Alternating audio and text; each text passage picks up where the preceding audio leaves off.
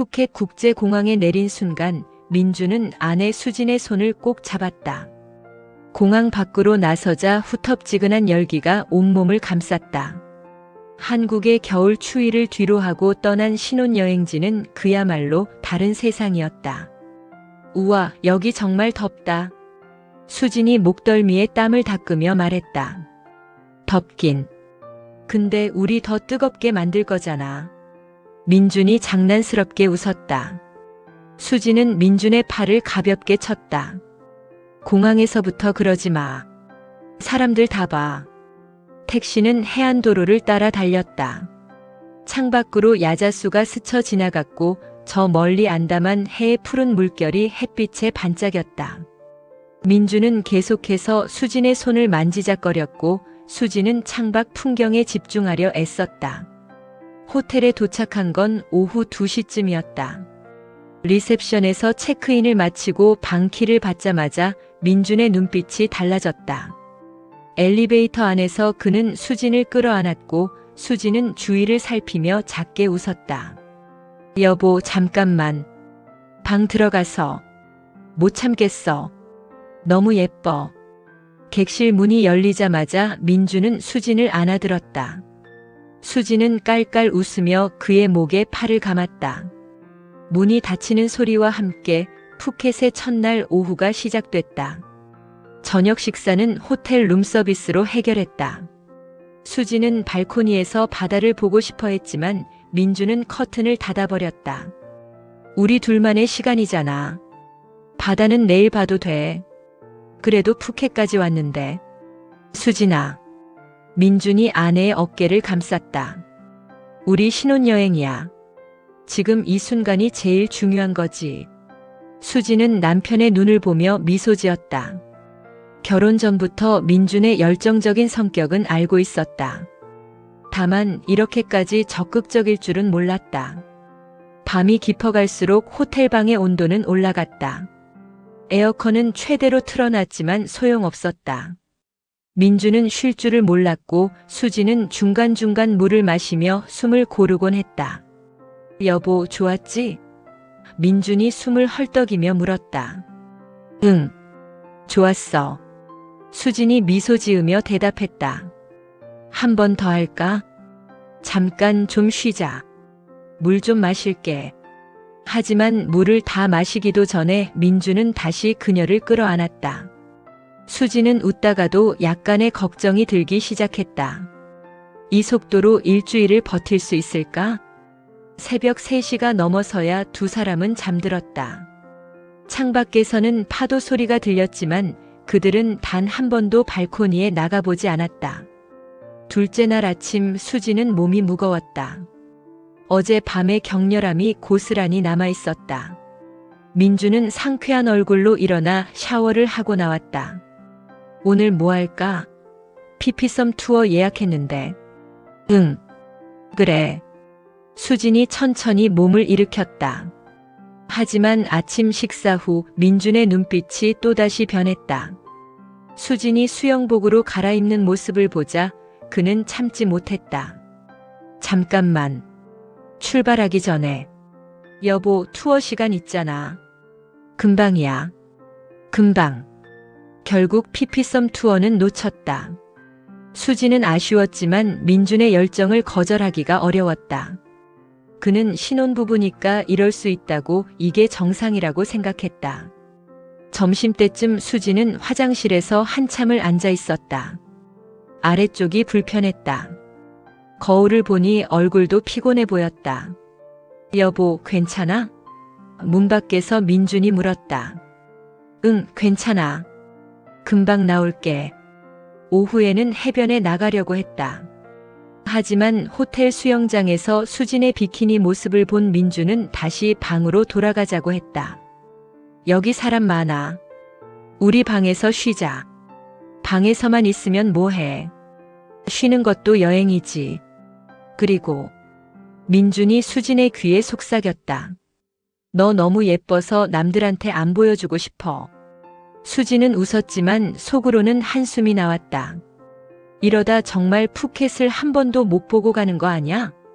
셋째 날도 넷째 날도 비슷했다. 민준의 체력은 무한대처럼 느껴졌다. 수지는 점점 지쳐갔지만 남편의 기분을 상하게 하고 싶지 않았다. 여보, 오늘은 좀 일찍 자자. 나 너무 피곤해. 알았어. 한 번만 더. 하지만 한 번만 더는 늘 거짓말이었다. 한 번은 두 번이 되고 두 번은 세 번이 되었다. 수지는 중간중간 화장실로 도망쳐서 숨을 돌리곤 했다. 문을 잠그고 변기 뚜껑에 앉아 천장을 올려다보며 중얼거렸다. 제발, 오늘은 좀 살려줘요. 오늘만이라도. 하지만 문 밖에서 민준의 목소리가 들렸다. 수진아, 왜 이렇게 오래 있어? 나 기다려. 금방 갈게. 문 열어. 같이 샤워하자. 수지는 한숨을 쉬었다. 사랑하는 사람이지만 가끔은 숨 쉴 틈이 필요했다. 닷새째 되는 날 수지는 호텔 침대에 누워 천장을 보며 생각했다. 신혼여행 사진이 이것밖에 없네. 핸드폰 갤러리를 열어보니 공항 사진, 호텔 로비 사진, 룸서비스 음식 사진뿐이었다. 바다 사진도 관광지 사진도 없었다. 여섯째 날 아침 수지는 심각한 불편함을 느꼈다. 화장실에 갈 때마다 따끔거렸고 아랫배도 묵직했다. 거울을 보니 다크서클이 짙어져 있었다. 여보, 나 좀 이상해. 병원 가봐야 할 것 같아. 민준이 놀라며 물었다. 왜? 어디 아파? 아래쪽이. 좀 불편해. 계속 따끔거려. 민준의 표정이 굳었다. 내가 너무 심했나? 수지는 고개를 저었다. 아니야. 그냥 좀 쉬면 나을 거야. 하지만 증상은 나아지지 않았다. 결국 그날 오후 두 사람은 호텔 근처 병원을 찾았다. 의사는 간단한 검사 후 조심스럽게 말했다. 요로 감염 초기 증상이에요. 그리고 과도한 부부관계로 인한 염증도 있고요. 수진의 얼굴이 붉어졌다. 민준도 고개를 숙였다. 당분간은 무리하지 마세요.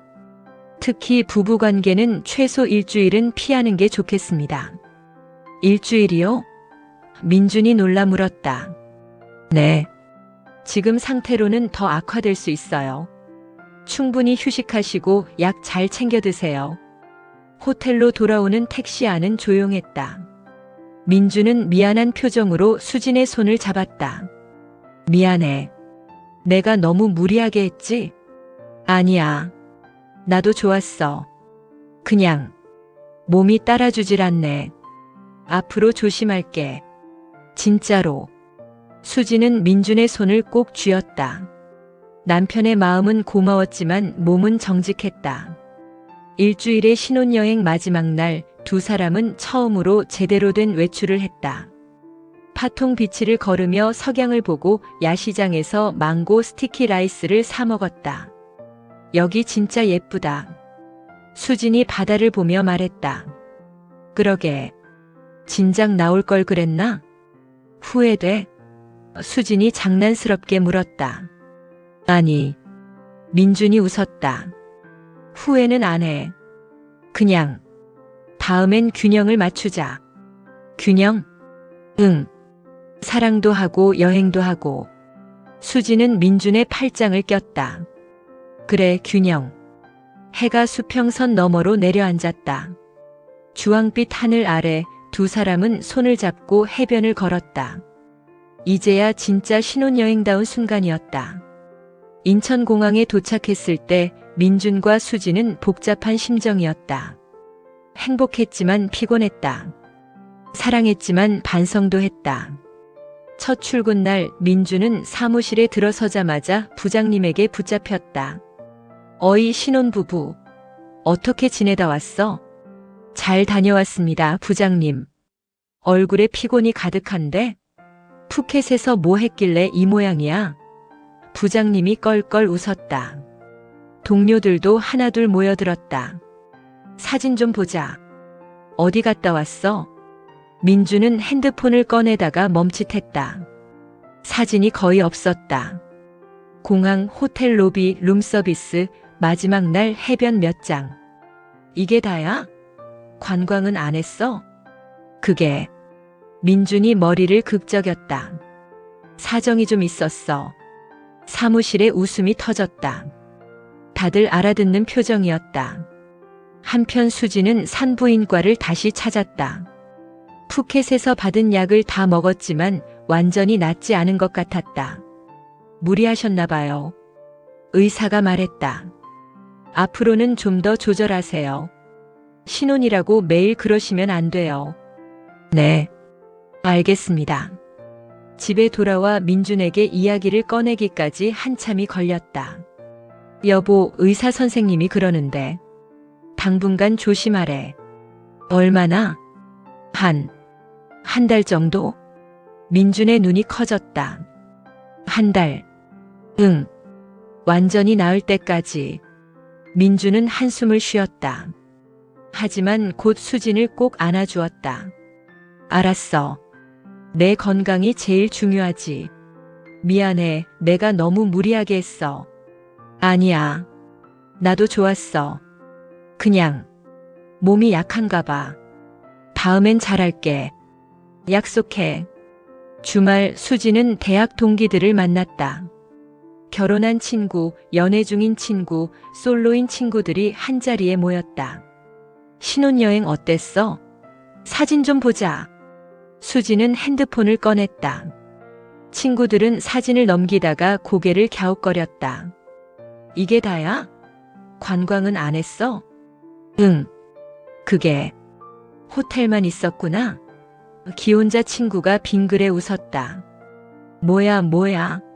무슨 일 있었던 거야? 솔로 친구가 신나서 물었다. 수진의 얼굴이 빨개졌다. 아무것도 모르면 가만히 있어. 친구들은 폭소를 터뜨렸다. 다들 짐작하는 눈치였다. 그래도 푸켓까지 가서 바다도 안 보고 마지막 날 봤어.